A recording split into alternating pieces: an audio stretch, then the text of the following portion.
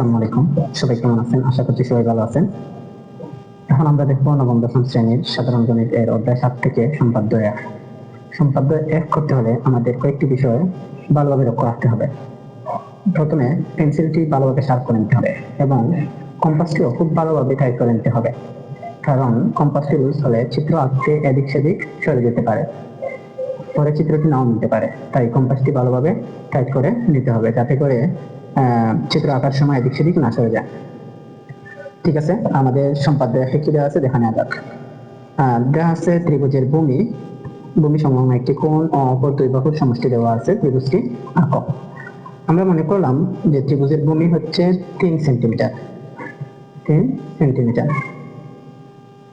ভূমি সংলগ্ন একটি কোণ x সমান 60 ডিগ্রি, ধরে নিলাম কোণ x সমান 60 ডিগ্রি।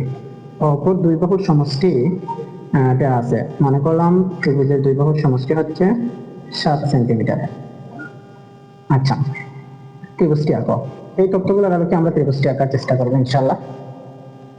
প্রথমত আমরা স্কেল দিয়ে ত্রিভুজের ভূমি 3 সেন্টিমিটার দেওয়ার চেষ্টা করব।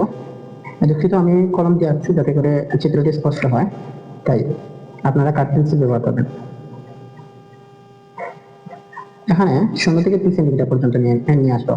আমরা লক্ষ্য রাখবো যে অনেক সময় আমরা একটা জিনিস ভুল করি, যে 1 থেকে 3 পর্যন্ত একটি রেখা আঁকলাম, মনে করি যেন ওইটাই 3 সেন্টিমিটার হয়ে গেছে। আসলে ওটা ভুল। আমাদের লক্ষ্য রাখতে হবে 0 থেকে 3 সেন্টিমিটার পর্যন্ত হলে ওইটা 3 সেন্টিমিটারই হবে।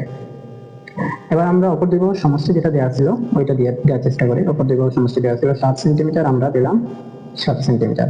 এবং একটা কোণ দেওয়া ছিল 60 ডিগ্রি, আমরা এখানে একটি কোণ দিলাম 60 ডিগ্রি দেওয়ার চেষ্টা করলাম।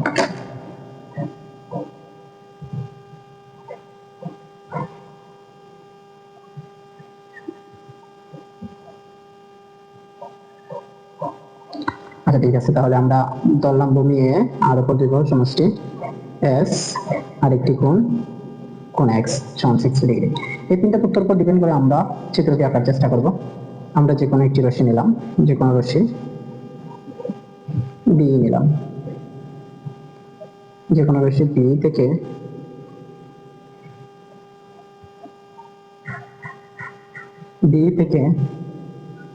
a এর সমান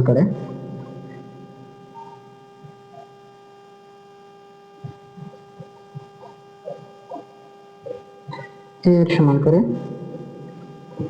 BC অংশ কাটে। B বিন্দুতে কোণ x এর সমান করে একটি কোণ আঁকবো। আমরা এখানে একটি বৃত্তচাপ দিলাম, সেম মাপে B বিন্দু থেকে আরেকটি বৃত্তচাপ দিলাম।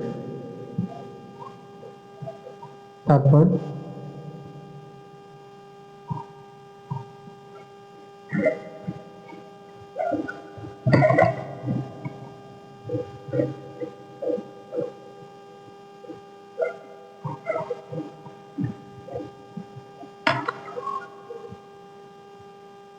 কোণ CBF সমান 60 ডিগ্রি আঁকি।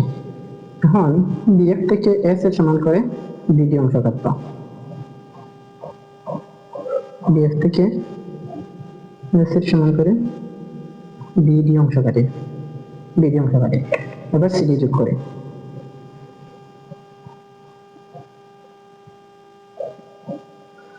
করলাম। তারপর D বিন্দুতে উৎপন্ন একটি কোণ হয়েছে, আমরা ওই কোণের সমান করে C বিন্দুতে একটি কোণ আঁকার চেষ্টা করবো। সেই মাপে C বিন্দুতে একটি বৃত্তচাপ দিলাম, এবার ওই মাপটা নিলাম।